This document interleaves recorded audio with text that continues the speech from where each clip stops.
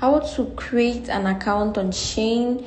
You go to App Store or Play Store, you download the application SHEIN. Here it's already downloaded, so you just tap into the account. You tap into the account, it takes you to the home page. You tap on sign in, you tap on register or sign in with another account. Then you input the email you would like to input. Let's say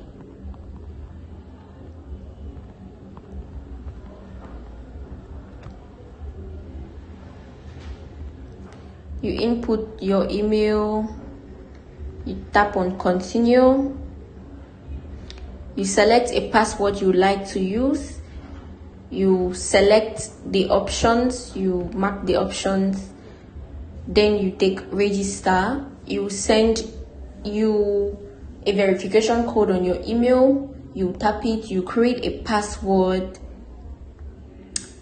and your account has been set. You can start shopping.